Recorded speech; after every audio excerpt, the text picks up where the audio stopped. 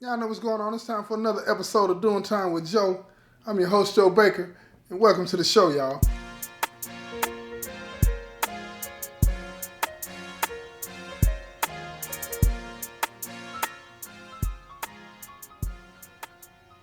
Listen to me, y'all. Check this out. Now, look.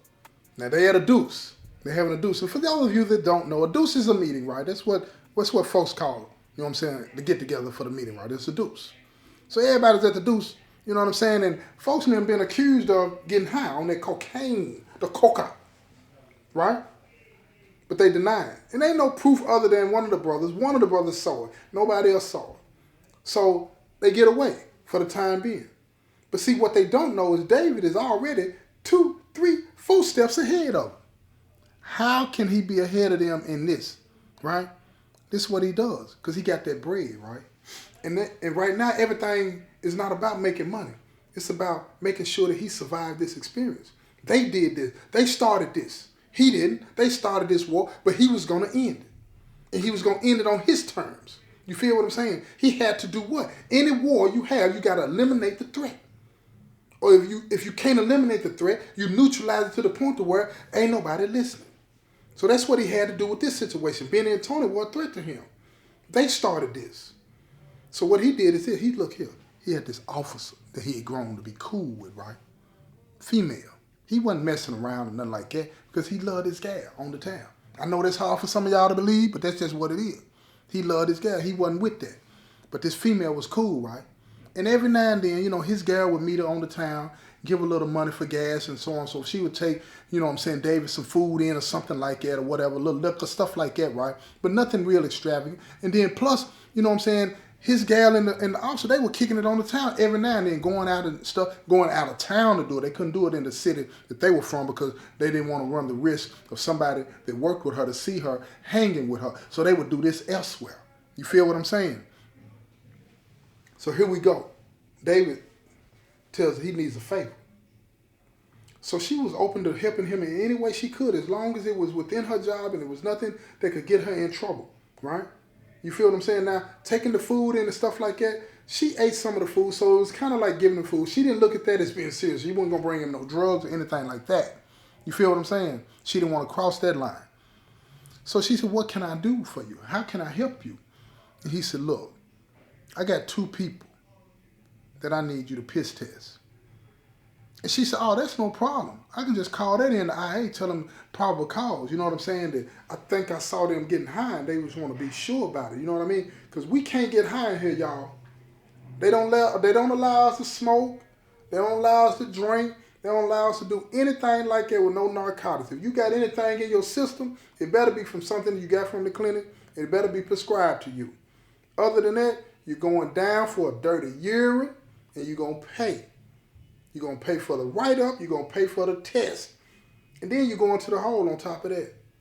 Now, they ain't getting no rehab now. I'm going to say that. They need to put people in detox, you know what I'm saying, in the drug treatment clinic, but they don't do that.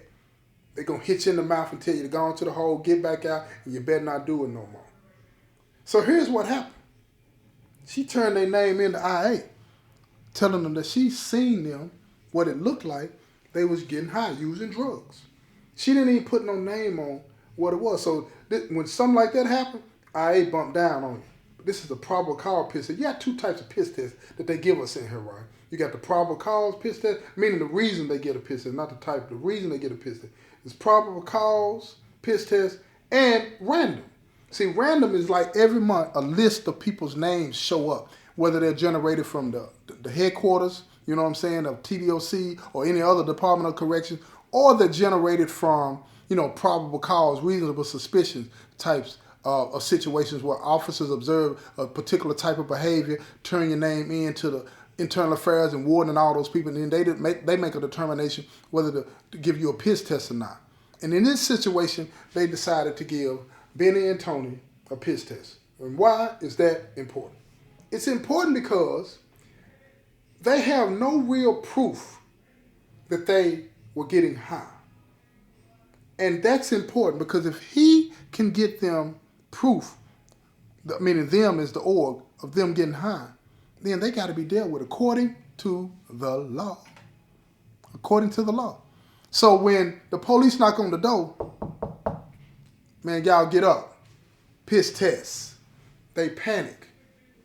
Let's keep in mind, this is the 9. This the 9. They wake him up. Then they go to the cell. They tell his number 2, get up. Piss test. Now you in the cell with somebody, the whole cell is going. So it's 4 people that's finna get pissed, but they locked in on just 2 of them. Locked in on 2. And the reason they did that because both of them, they don't live in the same room. So now they in line. They finna get a piss test. It's going down. It's going down. So they standing there, they hot, they mad. But they did it to themselves. They piss in the cup, blow that thing up. Positive for the cocaine. Positive for cocaine.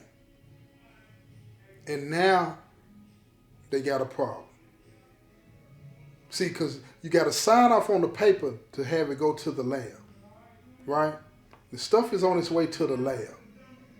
Now, so right now, there ain't no real proof because it could go to the lab and come back negative because it's all based on nanograms. You feel me? And if you have a piss test and it's get below 15 nanograms, that's like no piss test, no positive. You understand? It's 15 or 12. I don't know. They may have changed it, right? But anyway, the stuff got into the lab. Now, the word is spreading around the compound, especially within the organization, right, that they failed the field test and it went to the lab.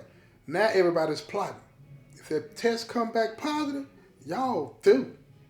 So the talk is going down. So now it's just like being on Big Brother. You feel me? Y'all seen the show Big Brother where people be competing and trying to build alliances and so on and so forth so they can try to, get the veto and win power.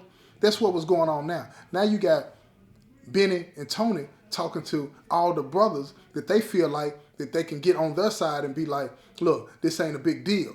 You know what I'm saying? Leave them alone. And then you got David behind the scenes saying, being all green, acting like, well, what usually happens in situations like this? I mean, do we let the 9 go because he's the 9 or do they get held to the same standard as everybody else? And now he knows who he's talking to because these brothers here are saying it ain't no big eyes and little U's, and that's what it is. But he's making sure that they understand that when this comes back, if it comes back positive, they shouldn't be able to walk away. He's manipulating good. Everybody's playing their games. Now, Benny and Tony, they get wind that everybody's asking questions, even David.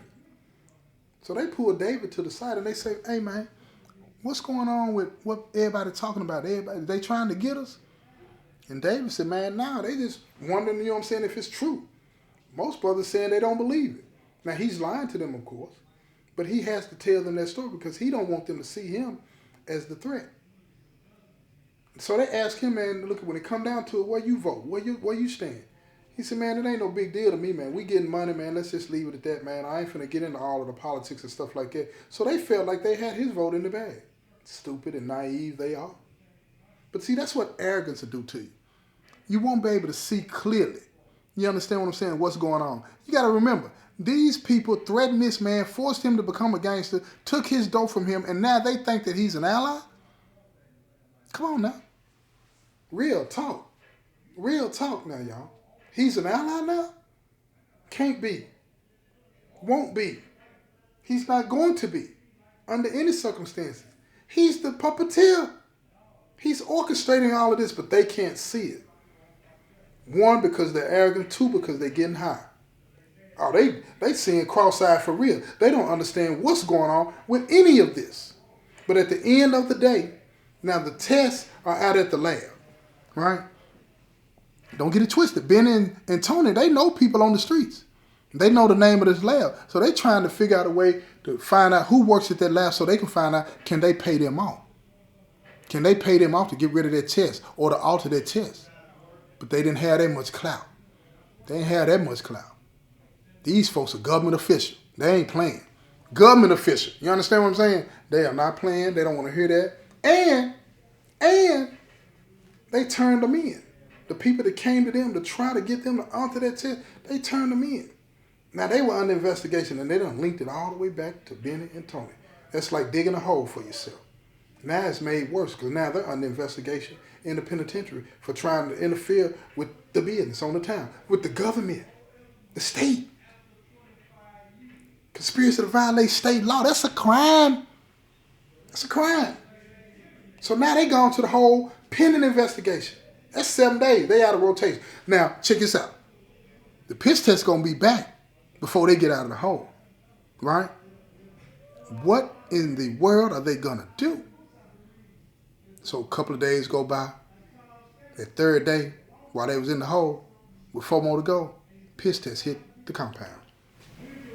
Word spread like wildfire. They are positive. Now it's official. Write-up is coming. It's going to be paperwork. It's going to be paperwork. So folks now, they get the dude that's over the D board. I'm talking about the inmate that's on the D board to bring them a copy of the write-up so they can see it for themselves. Plain as day, both of their names, their numbers, all of the information is in there. They are positive for cocaine. Some technical word that was in there for the type of drug that is, but it's basically saying you've been getting high. And what it is. And they were pending investigation for trying to conspiracy to violate state law, trying to get somebody on the streets to go out there and try to bribe them folks to alter the piss test or get rid of it altogether. Oh my God. They got trouble. Don't worry about forget what the state talking about. The fam is like, can't be, won't be. We ain't finna put up with this. No way, no how. No way, no how. They gotta go. They gotta go. So now, while they're in the hole, they putting together the board. Who gonna hear the case? Who gonna prosecute the case? Folks them ain't playing. When they come out of the hole, immediately they tell them, you're on the GD arrest. GD arrest, man, they basically get in your room, don't do nothing. Don't move unless an escort is on you. So they sitting in the cell. They got 2 days before they go to the D board. I ain't talking about the D board for the state. They gonna deal with them. We talking about the folks. The folks finna write them up. They already done wrote them up. Now they finna take them to the hearing. Now they go to the hearing. Folks them say, how you plead? Both of them said they plead guilty, but they wanted to say something before the punishment was issued. Because the punishment for not guilty, and if you get found guilty, is 6 minutes, no cover. The punishment for guilty, you pleading guilty, is 3 minutes. It's half of that. And then you get stripped. You can't hold a position for a year, at least. None. None. Not even a low-ranking position. Nothing. So they laid their case out and told folks them, look, they got a problem. They've been trying to deal with it, so on and so forth, and they were asking for some leniency. They'll take the 3 minutes. They ain't have no problem with that. You feel what I'm saying? But they was asking not to be stripped, but to be put on probation, not to be stripped of their position. And then they talked about all the good things that they had done for the fam and all the brothers that they had helped and all this and that, right? So all the brothers got to speak, and they were going around. Now, David done made sure that brothers were going to be cutthroat about what they thought about Bennett and Tony. So as they went around the circle and they was asking all the brothers, what do you think? This, and that. It was like, nah, off with their head. Nah, off with their head. The majority of people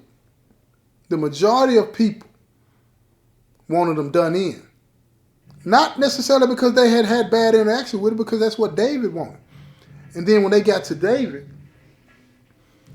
told him, he said, look, if you live by the sword, you die by the sword. The manipulation that y'all been using towards everybody, because he had been talking to some of the other brothers, and other brothers, they had their own situations with him, but they had been manipulated by Ben and Tony too into doing things that they didn't want to do. And this was their opportunity collectively to get rid of them. Yeah. So he said, off with their head. That's GD right there, y'all. Don't nobody get away. Ain't no big eyes and little U's. So as it played out, they got 3 minutes, no cover up. They got stripped of their rank. You feel me? They were still in the mix, but they got stripped. Now it's time for somebody else to be nominated for the 9 and the 2. You know what it is. David, as new as he was to the organization, had put himself in a position where brothers respected him so much that they wanted him to be in that spot. They wanted him to be in that spot. But I'm going to tell you how he did them. Because he's smart. He told them, he said, folks, I ain't ready for that. I ain't ready for that. I ain't been around long enough to know the business like this and like that. Now look, Benny and Tony standing out to the side. They ain't been to the cell yet to get beat up yet, but they all standing there talking this now. And they listening to him talk. And they looking at him like, we underestimated this dude. We underestimated him. But he told him, he said, look, I'll do it, but I'm going to need a lot of help from all of y'all. Because we got to all be on the same accord. Oh, he manipulating to the finest. I'm talking about he putting on the show, y'all. And he's telling them that this is what it's got to be. And if it's not going to be like that, it's not going to be like that. And he's saying if it's not going to be like that, then I don't feel comfortable taking this spot. If I take this spot and I don't got the help from everybody and we all not on the same accord, it ain't going to work. We can all eat. We can all get money. We can all do this together. And that's how we got to move forward. If we don't move forward like that, it ain't nothing. Oh, they eating it up. They eating it up. I'm telling you now, they eating it up. It was like Barack Obama standing up in there. I'm telling you now, eating it alive. And then the vote came back. He got everybody's vote. Everybody's vote to be denied, except for two people. Benny and Tony. They knew what it was. They knew what was about to happen to them. And I'm going to tell you what happens to them in this next episode, okay? So y'all come back, check me out tomorrow, and I'm going to let you know how David handled this power that he's about to be handed. And don't forget to check out my book, Rivals, y'all, and the movie that's coming out soon. Keep that on your calendars, y'all. I'm going to give y'all a date in a few weeks on where you can actually circle it on your calendar because I'm going to need you to go to the membership section of my YouTube page and join so you can watch it, right? Appreciate your support. This has been another episode of Doing Time with Joe. I'm your host, Joe Baker, and I say peace, y'all.